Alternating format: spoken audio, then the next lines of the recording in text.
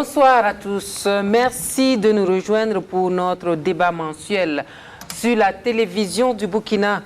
On en parle à la télé de la problématique de la prise en charge des personnes déplacées internes. Le Burkina Faso est en proie aux attaques terroristes depuis 2015, des attaques barbares perpétrées dans plusieurs régions du pays et qui endeuillent de nombreuses familles. On dénombre à ce jour près de 1500 morts et des centaines de blessés. L'autre conséquence dramatique de ces attaques, ce sont les personnes déplacées internes. Des villages entiers contraints à la fuite du jour au lendemain pour échapper à la barbarie de ces terroristes. Aujourd'hui, ces déplacés internes sont plus d'1 million sur le territoire burkinabé et se trouvent sur des sites d'accueil. Leur survie dépend de l'État et de ses partenaires mobilisés pour la réponse humanitaire. C'est pour permettre au grand public de prendre la mesure de cette problématique nationale que la télévision du Burkina a initié cette émission d'1 heure. Le débat donc va s'articuler autour de 4 axes: l'état des lieux des personnes déplacées internes, la stratégie de la prise en charge, les priorités et les besoins et enfin les perspectives. Et pour animer ce panel, nous recevons ce soir M. Florent Yipene Bakouan. M. Bakouan est le secrétaire permanent du Conseil national de secours d'urgence et de réhabilitation CONASUR. Bonsoir M. Bakouan. Bonsoir. Nous avons M. Jean-Claude Yendifimba Louari. Il est le maire de Fadan-Gourma. Bonsoir M. le maire, bienvenue sur le plateau. Nous attendons un représentant du HCR qui va se joindre à nous. Et pour planter le décor, nous allons vous proposer un reportage qui fait un bref aperçu en tout cas de la situation des déplacés internes sur le terrain. Suivez le reportage. La région du Centre-Nord vit l'insécurité depuis le début de l'année 2019. Ce contexte a obligé des milliers de personnes à fuir leurs localités respectives pour s'abriter ailleurs.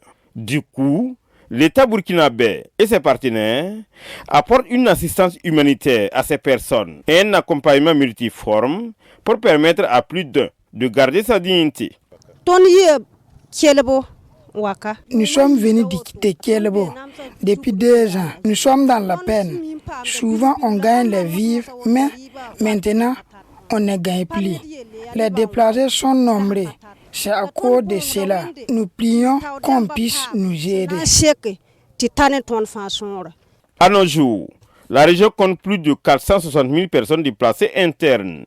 Elles reconnaissent les efforts de l'État burkinabé et ses partenaires à leur endroit, mais des difficultés demeurent. Nous sommes venus, ça dépasse 2 ans. On gagne les vivres souvent. Les autorités brillent pour nous. Actuellement, on ne gagne plus comme avant à cause du nombre que Dieu accompagne. Les déplacés internes du Centre-Nord expriment les mêmes besoins. Que le pays des hommes intègres retrouve sa quiétude d'antan. Cela va favoriser leur retour au bercail. La première question, la première préoccupation, c'est juste l'état des lieux de ces personnes déplacées internes au Burkina Faso. Je me tourne vers le SP CONASUR. Aujourd'hui, à combien chiffre-t-on les personnes déplacées internes sur le territoire burkinabé?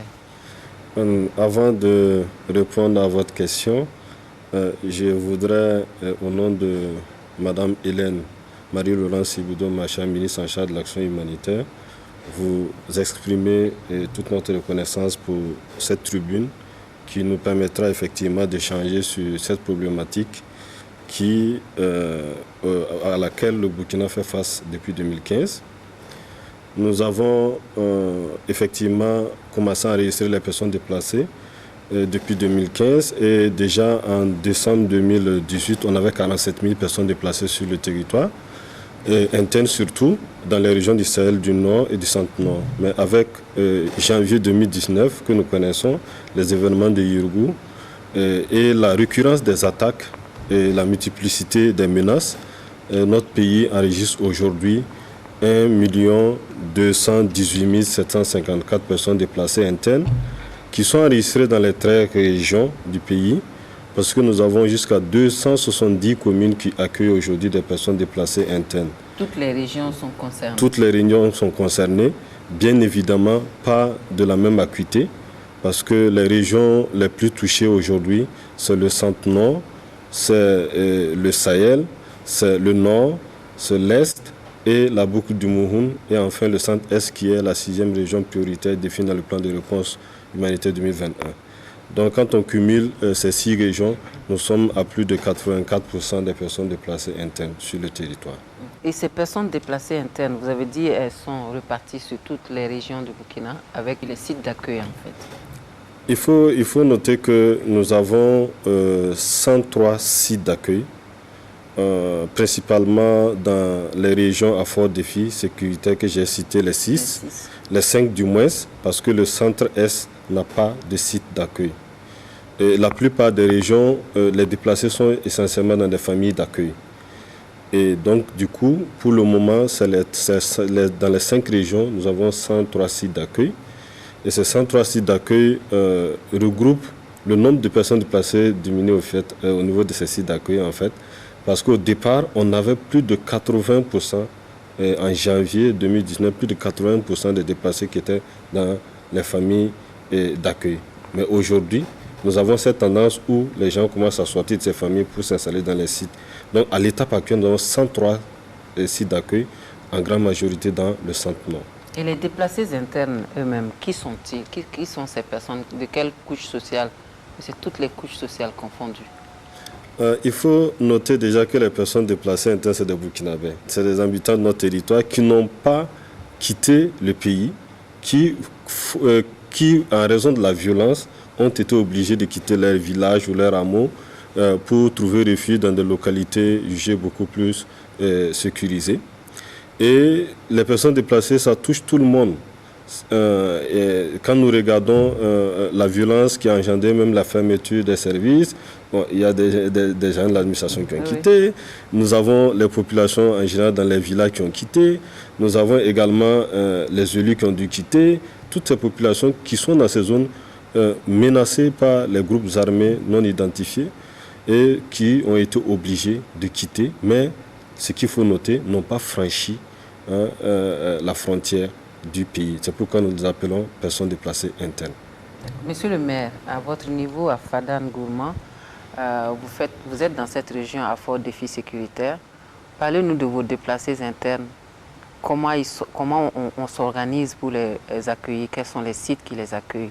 Merci de nous associer à cette émission. Je crois que peut-être que c'est la première fois qu'il y a un clin d'œil vers Fada. Je suis heureux de pouvoir participer donc à cette émission et de parler de ce qui se passe chez nous aussi. Il faut dire qu'à l'Est, nous avons environ 96 000 déplacés internes, et dont la moitié est à Fada. Actuellement, par rapport aux derniers chiffres du mois d'avril, ils sont environ 45 000, ceux qui sont installés à Fada. Et si on prend la population urbaine de Fada, c'est 73 000. Ça veut dire qu'actuellement, la situation est telle que plus d'une personne sur deux est déplacée à Fada. Donc ça change tout dans la gestion de la collectivité, la pression sur les infrastructures communautaires, les espaces même de vie. Voilà, c'est vraiment très difficile. Comme le SP l'a dit, ce sont des frères. Et donc, lorsque ces personnes sont arrivées, on s'est organisé dans les familles pour les prendre en charge. Et par la suite, on a trouvé des lopins de terre pour les installer avec l'arrivée des humanitaires. Et aujourd'hui, on peut dire que les gens sont installés, mais le nombre varie en fonction des crises. Okay. Il y a des moments où ça diminue, parce qu'il y a des zones où la sécurité semble rétablie et les personnes ont tendance donc à retourner s'installer chez elles. Et il y a des moments où il y a de nouvelles crises, par exemple la dernière crise de Tangoulbourou en début avril, et donc on s'est retrouvé avec de nouvelles vagues. Et donc le chiffre de 45 000 est changeant.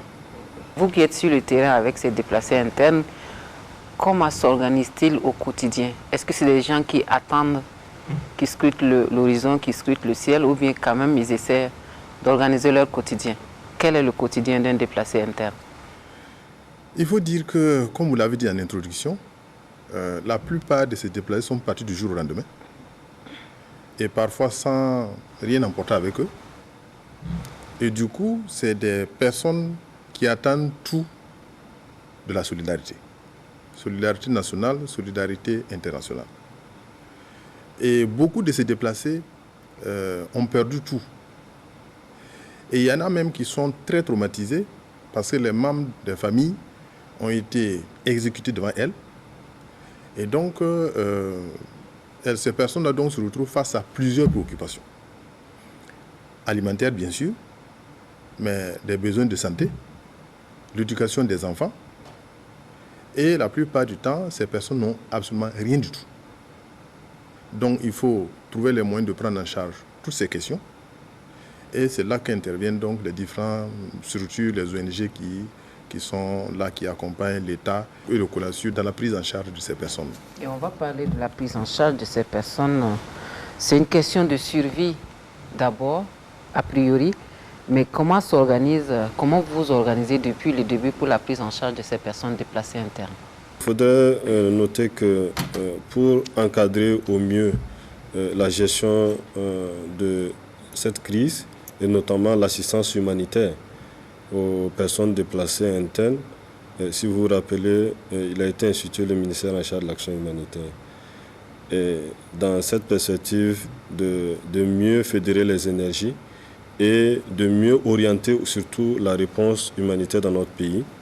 Je voudrais à ce niveau rappeler que selon la Convention de Kampala, qui est un engagement de tous les chefs d'État et de gouvernement de l'Union africaine, à son article 5, dit que l'assistance et la protection des personnes déplacées internes relèvent de la responsabilité première des autorités.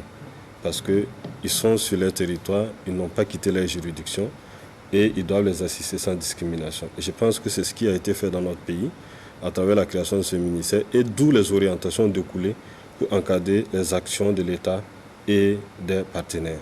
Donc à ce niveau, à travers le ministère en charge de l'action humanitaire, ce que nous avons reçu comme orientation, la première des choses quand nous avons un mouvement de population comme ça, il y a l'accueil, il y a le dénombrement et la première assistance. C'est quoi le dénombrement? C'est juste pour avoir une idée du nombre de personnes dans un ménage et les premiers besoins. Et le maire l'a dit, il y en a qui sont traumatisés. Et quand les gens sont traumatisés, vous ne pouvez pas aller trop loin en termes d'évaluation des besoins. Et c'est ce qui suscite le dénombrement, qui nous permet déjà de leur apporter une première assistance, de les installer, d'apporter l'appui psychosocial, parce que c'est ce qui est fait également par le ministère de l'Action humanitaire, à travers ses services déconcentrés. L'appui psychosocial, stabiliser ces personnes, et ensuite maintenant procéder à l'enregistrement électronique qui permet en fait d'aller beaucoup plus en profondeur sur l'identité de chaque individu du ménage, parce que quand on publie les chiffres, ce n'est pas des choses inventées. Les gens sont enregistrés, tout le monde est enregistré dans le ménage, même jusqu'au bébé, tout le monde est enregistré, et selon les besoins par secteur, tous les secteurs, santé, éducation, eau, hygiène, tous les secteurs sont pris en compte. Et c'est cela qui permet au ministère de l'Action humanitaire de communiquer avec l'ensemble des partenaires ou tous ceux qui veulent accompagner la réponse. Voilà les personnes, exemple à FADA, voilà les besoins, voilà ce qui a été déjà fait pour ces personnes, voilà les gaps. Et c'est ce qui nous permet en fait aujourd'hui de mettre en place une réponse multisectorielle mieux coordonnée pour répondre aux différents besoins en termes d'assistance alimentaire, en termes d'abri, en termes de santé. Il y en a qui sont blessés. Il y en a qui ont besoin d'appui psychosocial, il y en a qui ont besoin d'eau. La question de l'eau se pose, peut-être on reviendra là-dessus. Et tout ça, donc tous ces aspects sont coordonnés pour faire en sorte qu'aucune personne ne soit laissée pour compte, aucun besoin de soins ne soit négligé. Vous avez parlé tantôt de ces personnes déplacées internes qui trouvent refuge auprès des familles. Il y en a qui viennent et c'est vous qui les conduisez vers ces familles d'accueil, mais il y en a aussi qui vont directement dans les familles. Comment se passe le recensement de ces personnes ? Je voudrais d'abord relever que les personnes déplacées en général, l'analyse que nous avons eu à faire, c'est que les gens vont dans les localités en général où ils ont peut-être un contact, quelqu'un. Voilà, donc déjà, où il y en a aussi qui s'appuient sur d'autres. On l'a vu dans le cas de FADA, où il y en a qui sont arrivés, qui connaissaient personne peut-être à FADA, et se sont ajoutés à un autre ménage déplacé pour avoir un tuteur. Et ce qui est toujours selon ces orientations, nous enregistrons les personnes déplacées, c'est-à-dire les services, les agents sociaux se déplacent, parce que le dénombrement, après le dénombrement, nous avons une estimation. Et c'est ce qui permet en fait d'organiser les équipes. Ça veut dire si nous avons 100 000 personnes actuellement, nous savons combien d'agents il faut mobiliser pour avoir l'enregistrement rapide. Et ça, c'est le domaine qui nous permet. Et donc, ça se passe dans les familles. Et on prend en compte le ménage déplacé, mais également la famille d'accueil. Donc, quand vous regardez nos publications, vous allez voir le nombre de familles qui accueillent des personnes déplacées. Parce que dans la stratégie qui a été définie, c'est que nous devons apporter assistance à la fois aux personnes déplacées, mais aux familles d'accueil. Parce qu'on sait qu'on connaît la situation de nos familles aujourd'hui. Les gens n'ont pas toujours grand-chose, peut-être vivre au quotidien. Et ils reçoivent déjà, on a vu des familles qui reçoivent 100 personnes. Vous imaginez ce que ça fait. Vous-même, vous ne vous en sortez pas. Et si on vous laisse de côté pour dire on s'intéresse qu'aux personnes déplacées, je pense que ce n'est pas une bonne chose. Et dès le départ, dès janvier, c'est ce qui était défini. Et nous travaillons dans ce sens, en prenant à la fois en charge les personnes déplacées et les familles d'accueil. Et en regardant vraiment chaque situation de vulnérabilité spécifique. Monsieur le maire, à votre niveau, en attendant, dès que les déplacés internes arrivent chez vous, en attendant que les services spécifiques, le CONASUR par exemple, réagissent, vous en tant que première autorité de la localité, qu'est-ce que vous faites en attendant? La première chose que nous faisons, c'est de les permettre d'avoir accès à la ville. Parce qu'il faut savoir que du fait de l'insécurité, toutes les voies d'entrée sont gardées par les forces de défense et de sécurité. Il faut donc permettre que ces personnes puissent facilement accéder à la ville. Et la plupart du temps, c'est des gens qui n'ont aucun papier. Voilà. Ensuite, une fois qu'ils sont en ville, il y a les espaces publics. Donc, pour le cas de FADA, ça a été principalement le stade Mungu, où nous avons régulièrement accueilli tous ceux qui venaient. Le temps de savoir là où ils vont, on va les amener, et là où le temps aussi que les familles viennent les chercher. Et comme il a dit, la plupart du temps, les déplacés viennent là où ils ont de la famille. Et dans la ville de Fada, ils ont toujours quelqu'un qu'ils connaissent. C'est ça qui fait que vous allez constater que dans Fada, nous avons très peu de sites de regroupement. La très grande majorité se trouve dans les familles. Il n'y a que quelques endroits où nous avons été obligés d'ériger un espace d'accueil, parce que nous savons aussi que l'accueil a ses problèmes, parce que ça devient une ville dans la ville et qui est très difficile à gérer. Vous avez posé une question à laquelle je n'avais pas répondu, qui était le quotidien de la personne déplacée. Il faut dire que c'est très difficile. La plupart du temps, c'est des personnes qui étaient occupées 24 heures sur 24 toute l'année, qui se retrouvent du jour au lendemain. Il n'y a qu'une seule chose qu'ils ont à faire, aller se faire enregistrer, attendre le jour où il y a la distribution des vivres ou l'assistance pour y aller. Et en dehors de ce jour, vous allez voir, pour le cas de Fada, des colonnes de femmes, parce qu'il faut savoir que 2 tiers des déplacés, ce sont des femmes et des enfants. Vous allez voir des colonnes de femmes qui se baladent dans la journée et qui n'ont rien à faire. Elles marchent. Souvent, vous vous arrêtez, mais où est-ce que vous allez? Elles ne vont nulle part. Parce qu'elles ne peuvent pas rester tout le temps à la maison. Et donc, elles sortent et elles marchent. Voilà.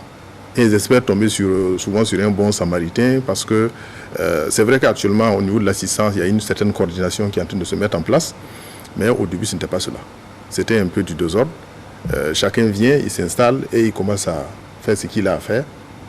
Et il ne se réfère à la mairie, à la commune que lorsqu'ils ont des problèmes. Des difficultés. Voilà. Alors, donc, on est en pleine dans la prise en charge de ces personnes déplacées internes. Et le CONASUR, vous avez dit, vous avez établi une stratégie d'intervention. Est-ce que cette stratégie, elle évolue aussi selon les circonstances et selon les moments, ou bien c'est la même stratégie? Ok. À partir de votre question, je voudrais corriger un peu, faire un petit rectificatif. Le CONASUR, en tant que conseil, relève des présidés du ministre en charge de l'action humanitaire, donc reçoit orientation du ministre en charge de l'action humanitaire, comme les différents services du ministère, chacun selon son volet spécifique d'intervention. Et donc, la stratégie globale qui a été définie dès le départ, comme je l'ai dit, c'était de faire en sorte que nous puissions déjà apporter une réponse humanitaire adaptée aux personnes qui, et selon les vulnérabilités, qui ont été affectées par cette situation de violence généralisée, que ce soit dans les zones de départ, que ce soit dans les zones d'accueil. Donc, en prenant en charge les besoins urgents. Et l'autre aspect qui a été également défini, c'est que nous puissions travailler à faire en sorte que nous ne maintenons pas les personnes déplacées dans l'assistanat permanent, parce qu'elles-mêmes le disent, nous voulons être répartis chez nous, nous voulons avoir de quoi faire. Et ce qui fait que l'autre aspect, l'autre axe de cette stratégie, c'est de travailler progressivement à préparer les populations déplacées et même les communautés qui ont affecté et au relèvement, et ensuite engager progressivement des actions de relèvement. Ce qui fait que déjà, en dehors de l'assistance au quotidien, déjà en novembre 2019, le ministère de l'Action humanitaire avait commencé des AGR. Parce que les femmes m'avaient dit, bon, dans mon village, je faisais des galettes, je vendais du dolo, je faisais... Donc, on a expérimenté ça surtout dans les villes, notamment Kaya et Wayugia, où, parce qu'on sait qu'il y a un minimum de sécurité pour permettre à ces personnes de pouvoir se prendre en charge. Nous avons également vu l'exemple avec les femmes dans la maraîchère, la pomme de terre. Donc, en plus de l'assistanat que nous faisons en sorte que nous puissions développer d'autres solutions qui puissent les accompagner à sortir progressivement de la réponse d'urgence. Et cette stratégie est bâtie de telle sorte que l'ensemble des interventions puissent contribuer toujours à consolider la cohésion sociale. Parce que, comme vous le dites, nous sommes dans une situation de crise et d'insécurité où déjà la méfiance devient de plus en plus la chose la plus partagée, parce qu'on dit généralement on ne sait plus qui est qui.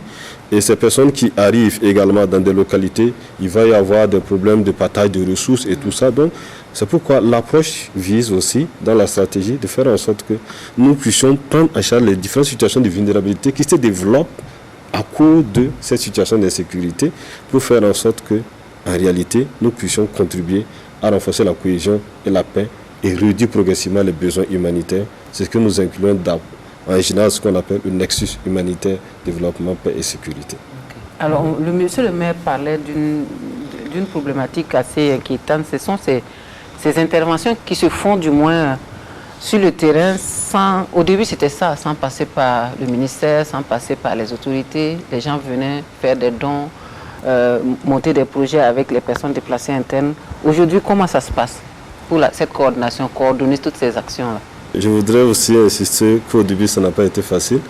Je me rappelle cette première réunion, dès le début de la crise, entre la ministre et la coordinatrice des Nations Unies et les grands patrons des ONG, pour nous accorder sur un minimum de coordination. Et je pense que c'est à cette réunion que les orientations ont été définies, de telle sorte que nous puissions d'abord relever le premier défi, qui est d'avoir des données fiables sur la situation humanitaire. Et c'est ce qui a institué la base de données qui est au niveau du CONASUR, qui permet aujourd'hui d'alimenter la planification au niveau de l'État et au niveau des partenaires humanitaires. Donc au départ, c'était malgré ça, ces orientations, il y en a qui allaient, on a vu des actions de solidarité spontanée où les gens allaient. Et j'ai une anecdote par rapport à ça, une organisation, effectivement, après toutes ces orientations, est allée sur le terrain, mais à un moment donné, nous a appelé, mais attendez, qu'il faut que vous nous veniez au secours. On dit pourquoi? Ah, on arrive, on ne sait plus à qui donner, parce qu'il y a trop de gens. Mais justement, ça veut dire quand le cadre est défini, c'est pour que nous puissions, avec le peu que nous avons, avoir beaucoup plus d'efficacité. Et je pense qu'au fur et à mesure, les gens ont compris cette nécessité. Et également avec la ténacité aussi de la ministre dans ces cas de coordination et de dialogue, parce que les réunions sont régulières en la matière. Et il s'agissait en fait à ce moment de faire en sorte que nous puissions mettre les informations également à la disposition de toute la communauté humanitaire pour pouvoir organiser l'assistance. Je donne un exemple. Aujourd'hui, vous voulez faire une distribution de vivres à Fada. En tant que structure, nous-mêmes en tant que structure du ministère, où, en tant que partenaire, il y a les listes. Parce que comme les ménages sont enregistrés, ils ont une identifiant unique, il y a les listes qui sont ressorties et ça vous permet à vous de pouvoir intervenir et de vous arrêter là où vous êtes arrêté et de permettre à quelqu'un d'autre aussi qui a des capacités dans le même secteur de pouvoir prendre en charge les besoins qui n'ont pas été satisfaits ou n'ont pas été pris en charge. Et donc, ça nous permet au fur et à mesure également de renforcer ce rôle aussi du ministère qui est de suivre de façon générale ce qui est fait par le gouvernement à travers ces différents ministères, mais également ce qui est fait par les partenaires humanitaires pour en tout cas prendre en charge son rôle de coordination de l'action humanitaire. Ce n'est pas aussi facile, mais je pense que les cas de dialogue établis aussi au niveau régional, même au niveau national, qu'on appelle les cas de dialogue stratégique, permet déjà de régler cette question. Et également aussi, il faut noter que pour faciliter l'efficacité des acteurs, secteur par secteur, nous avons ce qu'on appelle les cas de coordination à l'intérieur des secteurs ou à l'intérieur des clusters. Donc la santé, c'est tous les acteurs qui sont dans le même secteur, qui se retrouvent, disent voilà les besoins dans les 2 semaines, qui a des capacités en la matière, qui n'a pas de capacité, et les gens se positionnent, et dans les 2 semaines après, on fait le point pour encore évoluer progressivement. Et c'est ces réunions au sein des clusters qui permettent également de résorber, en tout cas, ces actions spontanées, non coordonnées de part et d'autre, et de pouvoir interpeller, en tout cas s'interpeller mutuellement parce qu'on est dans le même cadre, on est ensemble, on est une équipe. Je précise également que chaque classeur est co-présidé par l'État. Donc, il y a les partenaires et l'État. Donc, ce binôme qui permet en fait de créer ces synergies pour résoudre au fur et à mesure. Ce n'est pas facile, mais je pense qu'au fur et à mesure qu'on avance, comme a dit le maire, on sent qu'il y a beaucoup d'améliorations. Monsieur le maire, vous avez parlé d'une ville dans une ville à Fadane Gourma. Comment ça se passe pour vous en tant qu'autorité municipale? Est-ce que, côté budget, je veux dire, côté budget pour prendre en charge toutes ces personnes-là, puisque votre volume est multiplié par 2 maintenant, comment ça se passe financièrement? Heureusement que l'État est à côté et que les partenaires aussi accompagnent. Il faut dire qu'au tout début, c'était très difficile. On s'est retrouvé puisqu'on avait une population qui était là, avec une situation qui n'était pas déjà facile. Et du jour au lendemain, pour peut-être vous permettre de mieux comprendre, je vais vous parler de l'eau, l'accès à l'eau potable. Si on prend le cas du secteur 1, c'est le plus grand secteur de la ville de Fada. On avait déjà des problèmes d'accès à l'eau potable parce qu'il faut savoir que la commune de Fada, c'est un taux d'accès d'environ 50% à l'eau potable. Donc ça veut dire que nous sommes très loin de la moyenne nationale, la ville de Fada. Maintenant, nous recevons des déplacés et une personne sur 2 est un déplacé. Du coup, la pression monte sur les points d'eau, les forages qui ont été faits. On se retrouve dans une situation où vous allez voir une femme qui vient à un forage le matin et qui peut passer 8 heures, 10 heures de temps au bord du forage sans pouvoir avoir un bidon d'eau. Nous avons été obligés de négocier avec l'ONEA, d'aller louer des citernes à eau, prendre donc l'eau à l'ONEA dans les stations de traitement et aller dans les quartiers pour distribuer l'eau. C'est quelque chose qui n'est pas tenable à long terme. À long terme, bien sûr. Mais ça permet quand même de régler un problème quotidien et ça a permis donc aux partenaires, aux ONG, aux humanitaires de venir donc à la rescousse pour supplier donc à la commune pour la distribution de l'eau et en même temps ça nous a donné le temps de faire des forages. Et donc depuis le début jusqu'à là où j'en parle, dans la ville de Fada, nous avons réalisé environ une trentaine de forages et ce qui a permis donc de faire baisser la tension autour de l'eau. C'est le même problème partout au niveau de l'éducation. Nous avons donné des instructions de recevoir systématiquement tout enfant qui viendrait dans une école. Et donc on s'est retrouvé dans des situations où nous avons 3, 4, 5 CP1 dans la même école. Ça devient difficile. Il faut faire des hangars, il faut trouver des enseignants. Oui. Heureusement que le ministre Ouaro a donné des instructions claires. Ça a permis donc assez facilement de redéployer les enseignants pour que les enseignants qui étaient dans les écoles qui sont fermées reviennent donc en ville pour que nous puissions les utiliser là où nous avons plus besoin. Okay. Donc c'est une gestion en urgence et ça a été très difficile. Mais actuellement, comme on l'a dit, il y a suffisamment de coordination. Mais il faut dire aussi que les humanitaires, au départ, traînaient les pieds, tenaient à leur indépendance et on s'est chamaillé pendant un certain temps. Oui. Et maintenant, La gestion des hommes, c'est pas évident, mais bon. Voilà, pour cette année 2021 quand même, la coordination par cluster, comme il a dit, est en train de se mettre en place, doucement, et nous arrivons à parler le même langage. Ok, nous avons le plaisir de recevoir sur le plateau M. Maurice Azonako. Il est le représentant résident adjoint du HCR Burkina Faso. Monsieur Azonako, bienvenue sur notre plateau. Nous étions en train de parler de la situation des déplacés internes, notamment de leur prise en charge. Nous avons évoqué ça et là, comment ça s'organisait sur le terrain pour la prise en charge de ces personnes au Burkina Faso. Nous savons que vous êtes l'un des partenaires, en tout cas, qui est intervenu sur le terrain pour la prise en charge de ces personnes. Comment vous organisez le HCR sur le terrain pour la prise en charge de ces personnes-là au Burkina? Merci beaucoup, madame. Effectivement, le HCR fait partie des acteurs, je dirais des acteurs principaux qui interviennent dans la réponse aux déplacements internes forcés ici au Burkina Faso. Et d'abord, comment nous intervenons? Nous intervenons avant tout en appui, pour venir en appui à l'État du Burkina Faso. Donc, nous travaillons avec l'État dans toutes les régions où nous sommes présentes, dans toutes les localités où le HCR est présent. Ensuite, nous travaillons avec un ensemble d'acteurs humanitaires qui sont organisés en groupes sectoriels qu'on appelle encore clusters. Et le HCR, en ce qui le concerne, de par son mandat et de par les responsabilités que la réforme humanitaire de novembre 2005 lui a confiées, le HCR est responsable de 3 secteurs, de 3 clusters. La protection, qui est le mandat de l'organisation, qui est fondamental. Les questions d'abri et d'articles ménagers essentiels, abri, AME, et bien évidemment le volet de la gestion des sites d'accueil temporaire ici au Burkina Faso. Et nous le faisons, je le disais tantôt, en partenariat avec un ensemble d'acteurs. D'abord l'État, ensuite les ONG nationales, ONG internationales et bien sûr les agences du système des Nations Unies.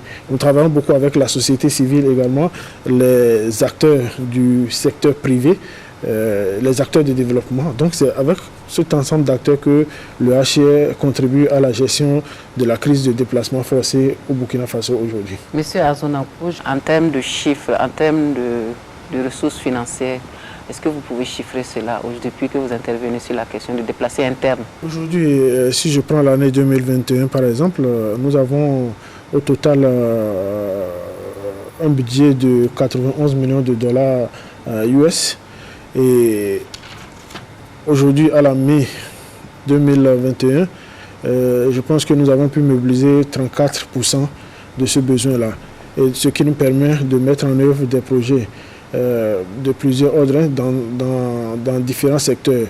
D'abord, à l'endroit des populations déplacées, nos projets sont essentiellement dans les 3 secteurs, de 3 clusters que j'ai cités plus tôt. La protection, et bien évidemment, qui dit protection, nous venons en appui à l'État, qu'on a su dans l'enregistrement des personnes déplacées internes. Donc c'est un appui institutionnel et technique que nous apportons à l'État dans ce domaine-là.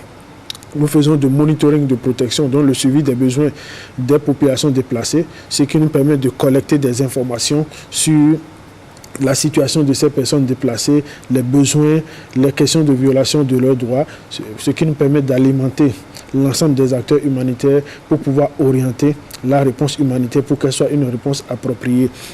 Nous faisons bien évidemment de la protection à travers ce que nous appelons les initiatives communautaires, la protection à base communautaire. Parce que quand vous voyez la crise au Burkina Faso aujourd'hui, il est clair que la réponse communautaire doit rester le socle même de nos actions. Nous intervenons dans le domaine de la fourniture des abris d'urgence, des abris semi-durables et bien sûr des abris durables, ce qu'on appelle ici la voûte nubienne, qui est quelque chose qui est très adapté au contexte sahélien. Et nous faisons également de l'appui aux autorités dans la gestion, l'organisation et l'administration de ces sites d'accueil temporaire-là. Donc de façon globale, voilà un peu les domaines dans lesquels nous intervenons. Bien évidemment, il y a des secteurs dans lesquels le HCR n'est pas forcément lead dans le cadre de la réforme humanitaire, comme l'accès à l'eau potable, l'accès à des soins de santé primaires, dans lesquels nous portons également de l'appui aux populations déplacées là. Quels sont les besoins classés par priorité de ces personnes? Nous avons une unité de mesure, hein, je peux dire, à partir de l'enregistrement. Nous essayons de voir quels sont les besoins prioritaires des personnes déplacées internes. Et à l'étape actuelle, la sécurité alimentaire demeure toujours à plus de 70, autour de 72% des personnes qui s'expriment de cette façon. Et à cela, il faut ajouter les abris. Et je pense que c'est l'un des secteurs assez critiques aujourd'hui. Au regard du fait que nous sommes dans une situation d'urgence, il est difficile aujourd'hui d'établir toutes sortes d'abris parce que les abris d'urgence n'ont pas c'est pas le même type que les abris que nous avons ou les maisons que nous avons d'habitude. Et ce qui fait que la vulnérabilité aussi aux intempéries est très élevée, ce qui fait que vous avez le sentiment d'un peu peut-être de commencement parce que nous sommes encore sur des abris d'urgence. Et ensuite, si nous prenons la question de l'eau, hygiène, assainissement, surtout l'eau, parce que la crise est venue encore renforcer des problèmes structurels en fait. Dans ces zones aussi, la question de l'eau était un problème. Afada, il a expliqué, mais quand nous prenons au centre-nord, je donne le cas par exemple de Bassalgo, où le ministère en charge de l'action humanitaire a tapé 2 mois à Bassalgo en cherchant l'eau, avec l'appui du génie militaire. Ça a été très difficile.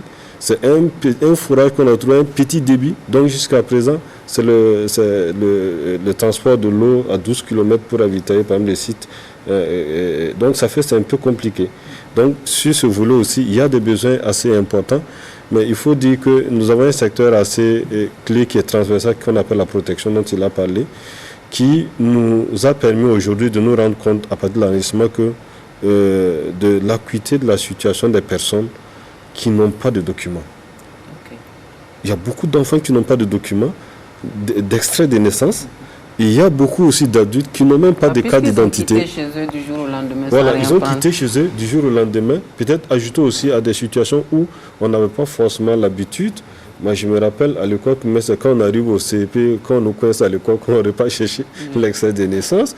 Et donc, on est arrivé et tous ces problèmes se croisent, faisant en sorte qu'il y a beaucoup de personnes déplacées aujourd'hui qui n'ont pas de documents et les risques d'apatridie sont aussi élevés en la matière. Et cela, nous bénéficions de l'accompagnement du HCR également pour l'établissement des CNIB, des extraits de naissance chaque année pour essayer de résorber par exemple ce problème. Donc, si nous maintenons encore en termes de besoins prioritaires, donc les secteurs de santé aussi s'ajoutent parce que nous avons beaucoup de femmes, beaucoup d'enfants, comme il a dit, autour de 84%, plus précisément 83,88% de femmes et d'enfants. Et donc, il y a des besoins de prise en charge au quotidien. Et nous avons également dans ce contexte, bien évidemment, des services de santé qui se ferment parce qu'il y a des problèmes de sécurité. Et donc, la stratégie actuelle également, nous avons mis cela au niveau du ministère en charge de l'action humanitaire en termes de priorité. Ce qui fait que le ministère déploie par exemple des volontaires en termes de santé, d'agents de santé dans des localités où nous n'avons pas une présence en termes de ces services-là pour répondre à ces besoins. Donc, voilà, je peux dire, des besoins prioritaires que nous devons traiter au quotidien pour pouvoir assurer un minimum de dignité à ces personnes déplacées internes. Alors aujourd'hui, quelles sont les difficultés réelles sur le terrain de la prise en charge des personnes déplacées internes? Monsieur le maire, quelles sont les difficultés auxquelles vous êtes confrontés, vous qui êtes sur le terrain permanemment? Les difficultés sont là, elles sont importantes, mais je voudrais... avant de répondre à ça, me relancer un peu ce que le représentant du HCR a dit et le titiller un peu parce que il y a beaucoup d'approches maladroites souvent. On équipe des sites, des réserves administratives sans même se signaler à la mairie. Il y a souvent des réserves qui sont des terrains qui sont des propriétés privées. On installe des gens sans même se référer à la mairie. Et pour le propriétaire du site, c'est la mairie qui a donné l'autorisation pour qu'on installe. Et donc, il se déporte à la mairie, il déverse sa colère sur le maire, alors que le maire n'est même pas au courant qu'on allait installer quelqu'un là-bas. On se déporte sur le terrain et nous constatons effectivement qu'il y a des gens qui ont été installés. Il faut maintenant assumer. Et parfois, ce n'est pas facile à assumer. Voilà. Donc, je voudrais quand même attirer son attention sur cette question. Monsieur le représentant du HCR va nous dire comment ça se passe, quelle approche il y a pour Quand vous venez sur le terrain, quelle est votre approche pour installer ces personnes? Alors, merci beaucoup. Je vous ai déjà fait une clarification par rapport à cette question. Et c'est une situation qui n'est pas unique et spéciale au Burkina Faso. Une situation que nous connaissons généralement dans tous les pays au monde où on a ces gens de déplacements forcés. Et il faut clarifier que ce n'est pas les acteurs humanitaires ou ce n'est pas le HCR qui installe systématiquement les gens sur ces titres lorsqu'elles fuient l'insécurité, lorsqu'elles fuient les chocs qui surviennent pour se déplacer. Dans la plupart des cas, c'est des gens qui fuient et qui vont s'installer de façon spontanée sur ces sites-là. Ils s'installent de façon spontanée et lorsque ces gens s'installent et que nous, acteurs humanitaires, nous venons, parfois c'est extrêmement difficile de les bouger d'un point A vers un point B. En principe, dans une situation de déplacement interne, même dans les situations de réfugiés, la loi est claire, le droit est clair. La première personne responsable de la protection de ces personnes, c'est l'État. Et c'est pour ça, nous, dans nos actions, même lorsque ces gens vont s'installer de façon spontanée sur ces sites d'accueil temporaire dans le contexte du Burkina Faso ici, c'est dans les discussions, en négociation avec les autorités, qu'on arrive à les déplacer vers des endroits qui sont identifiés par l'État ou les mairies pour héberger ces gens-là. Je suis d'accord avec monsieur le maire qu'il y a des situations qui arrivent où les gens vont occuper spontanément des terres, des parcelles qui n'appartiennent pas forcément à l'État ou à la mairie et on est obligé de faire face aux propriétaires terriens. Et dans le contexte du Burkina Faso ici, je pense que c'est d'ailleurs l'un des problèmes fondamentaux de protection dans le pays ici, les questions d'occupation des terres. Voilà. L'accès aux terres et aux biens constitue un problème majeur de protection dans ce pays. Mais nous connaissons un peu tous la nature de la crise aujourd'hui à laquelle fait face le pays, l'ampleur du déplacement. Au cours de l'année 2020, par exemple, le SP du Courageux, et là, il peut vous le dire, le nombre de populations déplacées dans le pays a doublé. Aujourd'hui, on est à 1 218 754 personnes déplacées internes pour un pays qui, depuis son indépendance, depuis qu'il existe, n'a jamais connu une crise de cette ampleur-là, n'a jamais connu une crise de déplacement forcé de cette ampleur. Et aujourd'hui, qu'est-ce que nous faisons? Nous travaillons avec les autorités pour appuyer ce sens de la solidarité africaine qui a toujours existé dans ce pays-là, que les Burkinabés aujourd'hui qui ne sont pas déplacés, mais qui accueillent ces populations déplacées, sachent que ce sont des frères et sœurs qui sont dans une situation extrêmement difficile, qui sont obligés de fuir et qui sont là pour un moment. C'est pour ça que j'ai beaucoup aimé l'expression site d'accueil temporaire que le gouvernement, l'État utilise dans ce pays. Oui. Parce que c'est temporaire. Okay. C'est temporaire. On avait cru comprendre que la mairie réinstallait, en tout cas définissait les sites d'installation, de réinstallation de ces personnes. En fait, ce qui se passe, c'est quoi? Quand ils arrivent en grand groupe, nous les accueillons. Et la plupart du temps, c'est dans des écoles ou principalement au stade. Et à partir donc de ce site, les gens repartent, ils ressortent. Okay. Ils partent dans des familles d'accueil où les humanitaires viennent les chercher pour les réinstaller. Okay. Et il y a aussi des personnes qui trouvent leur propre site pour dire, bon, ici, moi, je peux m'installer ici et on les accompagne. Ce que nous disons, c'est quoi? Quand on installe dans une propriété privée, ça ne veut pas dire que la personne est forcément contre, mais elle aurait souhaité qu'on vienne lui dire d'abord et que la personne donne son autorisation expressément. Ok. Voilà. Bon, je pense que là, les choses se sont clarifiées. Voilà. On peut poursuivre avec les difficultés. Ça, c'est une difficulté, les sites de réinstallation. Mais au-delà de cela, quelles sont les difficultés récurrentes sur le terrain pour la prise en charge des personnes déplacées internes? De façon globale, en termes alimentaires, sanitaires, eau, assainissement, on finit toujours par trouver une solution.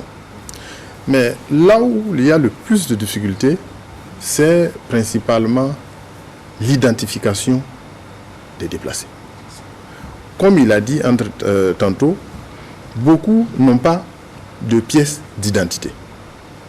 Beaucoup d'entre eux n'ont même pas d'acte de naissance. Alors que nous savons que la loi dans ce pays impose que lorsque vous voulez faire même un jugement supplétif d'acte de naissance, ça ne peut se faire que là où vous êtes né. Alors que justement, la personne a fui de là où il est né. Quand vous sortez donc de la commune, je prends par exemple ceux de Matiakwali qui sont à Fada, nous on ne peut pas les aider à avoir des actes de naissance. Il faut que ce soit la mairie du Matiakwali ils fassent pour eux des actes innocents. Donc ils sont à FADA, ils n'ont pas de pièces. De façon sélective, nous accompagnons, ce qui n'est pas d'ailleurs bien, nous accompagnons de façon sélective ceux qui sont de la commune de Fada, mais la loi ne nous autorise pas à accompagner les autres qui viennent des autres communes. Et de ce côté-là, il faut forcément que des portes de sortie soient suffisamment trouvées. Et avec le CONASUR, on a imaginé qu'on puisse délocaliser, par exemple, que la commune de Matiakwali puisse se délocaliser à mairie de Matiakwali à Fada, pour prendre en charge donc les populations de Fada. Mais ça ne peut se faire que si l'autre partenaire qui est la justice prend des dispositions et autorise. Sinon, ce n'est pas possible que Matiakwali se délocalise à Fada pour faire des jugements des naissances à Fada. Ce n'est pas possible. Donc voilà les difficultés auxquelles on fait face. Mais l'autre grosse difficulté que nous avons, c'est la sécurité. Vous vous retrouvez donc avec une ville qui a explosé, des installations anarchiques, on peut dire ça ici. C'est pas un bon terme, mais c'est la réalité. Et du coup, en termes de prise en charge de ces personnes, c'est un problème. Quand vous prenez la ville de Fada, l'insécurité, la violence à l'intérieur de la ville a explosé. Je pense qu'un temps, vous avez entendu parler de ce tueur en série qui tuait systématiquement les gens la nuit, d'une pierre, sans qu'on puisse savoir pourquoi. Voilà, vous êtes couché dehors, il vient avec un caillou, il casse votre tête et puis il va au chaud. Donc, il y a ce problème. Et donc, nous avons dû faire appel à d'autres partenaires de l'État, par exemple la Sonabel, pour qu'on améliore l'éclairage public. Pour permettre aux gens d'aller et de venir. Parce que s'il y a l'éclairage public, ça facilite les choses. Mais lorsqu'on est dans une zone non lotie, il n'y a aucune possibilité d'avoir de l'éclairage public. Et donc, ça devient des zones presque de non-droit. Où, quand il fait nuit, il faut être chez soi. Et même chez soi, vous pouvez vous faire agresser. Voilà donc des problèmes auxquels on fait face. Le CONASUR, à votre niveau? Je voudrais aller dans le même sens sur la question de sécurité. Je l'ai dit au début de mon intervention, c'est d'assister les populations dans les zones d'accueil et dans les zones de départ. Il se trouve qu'il y a beaucoup de localités où nous avons ces populations en détresse, où l'accès est très très difficile. L'Est est un exemple. Nous essayons depuis quelque temps d'arriver dans la Comtienga, ce n'est pas aussi évident. Je pense que l'accès à Futuri aussi n'a pas été facile. Et je pense qu'à ce niveau, tout le défi, c'est l'accès humanitaire. Il y a ces populations qui sont là. Ça veut dire que si l'aide humanitaire n'arrive pas à ces populations, nous allons continuer à enregistrer des mouvements de population vers les zones où il y a une assistance humanitaire. Et c'est ce qu'il faut prendre en charge actuellement. Et le ministère en charge de l'action humanitaire lance toujours la discussion et la collaboration avec tous ceux qui peuvent aider. C'est dans ce sens que nous avons une collaboration étroite avec l'armée, les forces de défense et de sécurité qui assurent souvent les escortes et l'accès à ces zones pour pouvoir acheminer l'assistance. Je dirais qu'au regard de l'évolution du nombre de déplacés, les besoins augmentent secteur par secteur. Les besoins sont assez énormes. Aujourd'hui, nous avons 3,5 millions de personnes dans le besoin pour 2021, selon le plan de réponse humanitaire, avec 2,9 millions de personnes ciblées pour l'assistance, avec un besoin de financement de plus de 350 milliards. Ce n'est pas facile à mobiliser.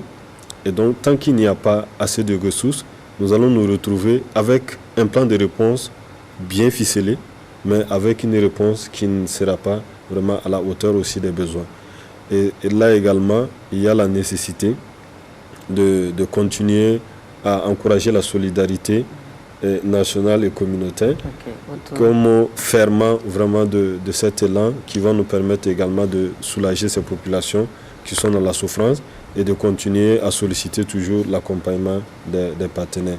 Je voudrais également souligner en termes de difficultés pour l'assistance à toutes ces personnes, c'est de faire en sorte que nous puissions mettre en œuvre des actions des solutions durables pour les permettre effectivement de sortir de cette assistance quotidienne. Ça dans les perspectives. Voilà. Juste un mot, peut-être que le HCR également rencontre des difficultés sur le terrain pour la mise en œuvre de ces actions.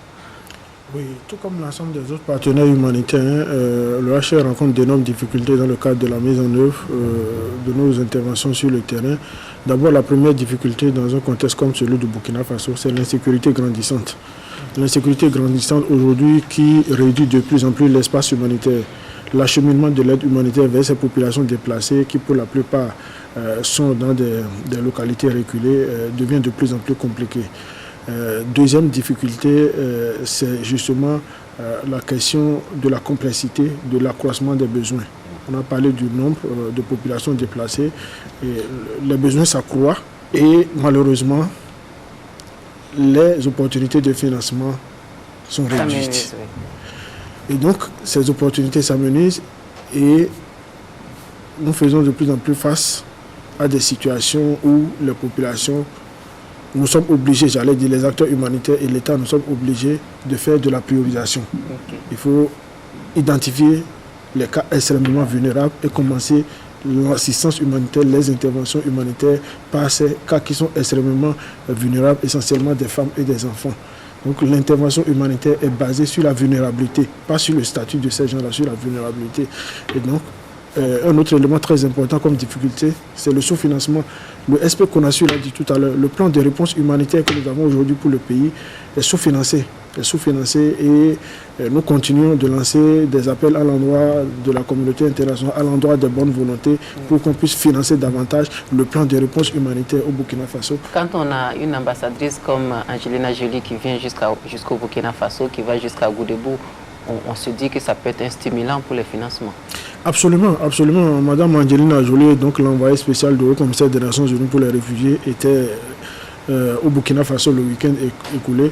Et justement, les raisons qui ont justifié sa présence, les raisons pour lesquelles elle est venue, c'est d'abord pour nous aider à faire de la visibilité sur ce qui se passe au Burkina Faso. Et donc la présence de l'envoyé spécial du Haut-Commissaire nous a permis d'attirer une fois encore l'attention de la communauté internationale sur le Burkina Faso.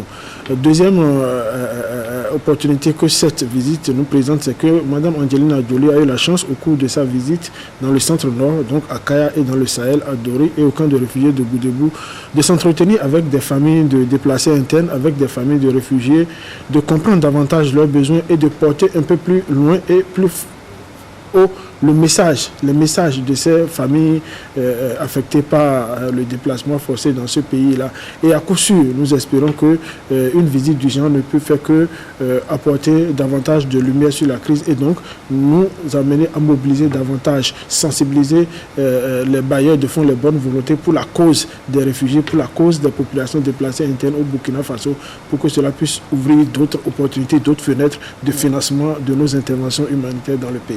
Alors juste un dernier mot sur les perspectives. Il y a besoin qui sont exprimés. Il y a une difficulté qui passe entre les mailles, je veux insister sur ça. Il y a des villages dans la région de l'Est et dans la commune de Fada qui ne sont pas des villages déplacés. Mais ce sont des villages qui sont des enclaves. C'est-à-dire le village est sécurisé. Mais aucun paysan ne peut aller au-delà d'1 kilomètre du village pour cultiver son champ. Il fait partie des personnes vulnérables, des personnes qui ont besoin d'assistance. Mais quand le connaisseur de nombre, ils ne sont pas dénombrés. C'est quand vous prenez Tawalbougou, Natchabouani, Nagré, Tarou, il y a plein de villages comme ça qu'on peut citer à la chaîne, qui sont des villages, des enclaves, sécurisés par les volontaires ou les FDS ou les deux combinés, mais qui n'ont pas d'assistance parce qu'ils ne sont pas des déplacés. Et comme ils ne peuvent pas travailler, ils deviennent des personnes assistées. C'est des personnes vulnérables qui n'ont rien. Et il va falloir qu'on trouve une solution parce que ce n'est pas des déplacés, mais ils ont besoin d'assistance et c'est urgent. Alors, si vous permettez, merci beaucoup, monsieur le maire. Tout à l'heure, le SP de Konassu, dans son intervention, a parlé de plus de 3 500 000 personnes qui sont dans le besoin de l'aide humanitaire. Et parmi ces 1 500 000, nous avons 1 218 000 personnes déplacées. Tout le reste, donc les 2 millions et quelques qui restent, c'est justement ces catégories de population qui sont très affectés Victime, par voilà. l'insécurité, la crise qui secoue le pays, mais qui ne sont pas forcément dans une situation de déplacement. Ils sont dans leur localité d'origine, dans leur lieu de résidence habituel, mais ont les mêmes besoins humanitaires, ont les mêmes besoins de protection que les populations déplacées internes et les réfugiés. D'accord. Alors, on va parler de ce dernier point, comme j'ai dit. En fait, c'est la question de la réinsertion socio-professionnelle de ces personnes déplacées internes. On a entendu parler à un moment donné de ces cultivateurs, des producteurs déplacés internes qui veulent de lopin de terre pour travailler. Et ça pose un problème puisqu'ils ne sont pas chez eux. Quelles sont les solutions envisagées en termes de perspective? Juste un dernier tour de table. Oui, à ce niveau, c'est qu'il faut déjà noter que il y a des actions spontanées qui sont déjà engagées de part et d'autre, mais le défi qu'on avait, c'est d'avoir une vision claire par rapport au relèvement des populations déplacées et des communautés dans ces zones à fort défi sécuritaire. Et si vous vous rappelez, en avril, la ministre en charge de l'action humanitaire, Hélène Marchal, a lancé l'élaboration de la stratégie nationale de relèvement et de son plan d'action. Et il s'agit en fait, à partir déjà de 2019, nous avons collecté pas mal d'informations sur les moyens d'existence. On a suscité pas mal de petits projets, mais tout ça, ça va où? Quel est le fil rouge? Dans quelle direction nous avons? Et comment? Et jusqu'à quand? Et c'est cette stratégie qui a suscité également la mise en place d'un comité où tous ces acteurs sont là, comité technique qui va suivre le processus que nous faisons en sorte que ça ne soit pas un doublant avec le plan de réponse, mais nous apportons des solutions encore à un niveau beaucoup plus élevé pour renforcer la prise en charge de ces personnes déplacées dans le sens de leur autonomisation et dans le sens aussi d'asseoir progressivement un certain nombre de facteurs qui vont accompagner ces solutions, notamment l'accès aux services et les questions de gouvernance. Monsieur le représentant du HCR, quelles solutions vous avez? C'est vrai que vous faites beaucoup plus dans l'assistanat, dans la prise en charge des personnes dans le cas d'urgence. Mais est-ce qu'il y a des solutions à votre niveau pour que ces gens-là ne restent pas justement dans l'assistanat? Absolument, il y a des solutions, il y a des opportunités. Et les interventions que nous faisons au niveau du HCR, un peu comme au niveau de l'ensemble des autres acteurs humanitaires, s'inscrivent de plus en plus dans une perspective de résilience des communautés déplacées. Surtout la résilience, c'est le maître mot de nos interventions aujourd'hui. Nous ne sommes plus à cette époque où on donne l'assistance humanitaire pour donner et qu'une fois que la famille déplacée consomme cette assistance humanitaire, ça s'arrête là. Donc tous nos projets, toutes nos interventions s'inscrivent dans une vision de résilience de ces communautés-là, d'autonomisation, le SP en parlait tout à l'heure, de ces familles-là. C'est vrai que les financements étant de plus en plus réduits, les opportunités d'accès aux activités génératrices de revenus, aux moyens de subsistance sont confrontés à d'énormes défis de financement, mais la résilience des communautés demeure au centre de nos interventions. Et je parlais tout à l'heure de la question communautaire. Donc, mais ceci dit, en termes de perspective, et j'insiste là-dessus, l'ultime solution pour toute situation de déplacement forcé, c'est le retour volontaire durable dans la sécurité et la dignité.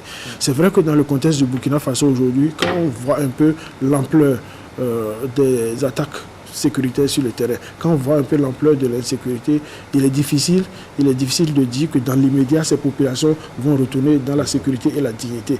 Mais nous ne devons pas également oublier cet aspect très important lorsqu'on parle de solutions durables pour des populations déplacées et accompagner les autorités justement dans la sécurisation de ces zones d'origine, de ces zones de retour et en même temps les accompagner à travers des projets qui tendent vraiment vers la résilience de ces communautés-là, vers l'autonomisation et vers leur autoprise en charge.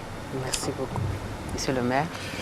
Ce que je dois dire, il faut d'abord remarquer que nous avons eu l'occasion de le constater sur le terrain. Même avec le retour à la paix, tout le monde ne repartira pas. Ça, c'est sûr. Ensuite, il y a certains villages qui sont tellement meurtris par ce qui s'est passé et qui entraîne leur départ, que le retour dans ces villages, il faut un travail colossal pour que les gens puissent accepter de revivre ensemble. C'est important de noter que le terrorisme que nous vivons dans la région de l'Est, la grande majorité de ceux qui attaquent, ce ne sont pas des gens qui sont venus d'ailleurs, c'est des gens qui ont été recrutés au niveau local. Et la plupart du temps, ceux qui viennent attaquer et les victimes, chacun sait qui c'est. Et donc, du coup, le retour à la paix, le retour au village, ben, le bourreau et la victime vont se retrouver face à face. Et à côté de cela, il y a aussi le problème comment moi je les appelle, les personnes déplacées internes en cascade. Quand vous prenez Natiaboni, ceux de Natiaboni ont fui, ils sont installés à Fada, la grande majorité. Mais ceux du PK60, PK52 ont fui, ils sont à Natiaboni. Pour le retour, ça va se faire en cascade. Parce que ceux de ce PK60 qui sont à Fada, qui sont à Natiaboni, sont installés dans les maisons abandonnées par ceux qui sont à Fada. Donc, et ça fait 2 ans, 3 ans qu'ils sont là, dans les maisons d'autres personnes. Il faut gérer ces questions-là. Et une autre question qu'il va falloir qu'on gère, et quand on donne les chiffres, on dit il y a 82% ainsi de suite de femmes et d'enfants. Mais les hommes, ils sont où? Les hommes sont dans la nature, dans les sites d'orpaillage, parce qu'ils ne sont pas habitués à tendre la main. Et ils ne peuvent pas, avec leurs épouses et leurs enfants, aller s'aligner pour qu'on leur donne à manger. Donc ils préfèrent aller se cacher quelque part. Mais ça fait une séparation pendant 2 ans, 3 ans. Et après, la famille se reconstitue comment? Grosse question. Merci Grosse question. beaucoup. Oui. Juste en une seconde, le problème posé par le maire est tellement important qu'aujourd'hui, la cohésion sociale, la coexistence pacifique, pas seulement entre les populations déplacées et les communautés autres qui les accueillent, mais entre des déplacés, entre des communautés autres telles qu'il a tellement décrites aujourd'hui, est plus qu'au cœur de nos actions et va demeurer au cœur des actions de l'État et de l'ensemble des autres acteurs, que nous soyons acteurs humanitaires, État, acteurs de développement. Il est clair que les questions de dialogue intercommunautaire, coexistence pacifique, cohésion sociale doivent guider toutes nos interventions si nous voulons vraiment retourner à une paix et à une paix durable. Merci beaucoup pour cette belle conclusion, monsieur le représentant du HCR au Burkina Faso. Merci à vous de nous avoir permis d'ouvrir le débat sur cette problématique qui est la prise en charge des personnes déplacées internes. On en parle à la télé, c'était donc cette actualité qui est la prise en charge des personnes déplacées internes. Nous avons essayé de faire le tour, faire l'état des lieux, voir un peu ce qui est fait sur le terrain pour ouvrir à des perspectives. Merci de nous avoir suivis. Nous allons nous retrouver le mois prochain autour d'un autre sujet de l'actualité. À bientôt. Bonne soirée à vous.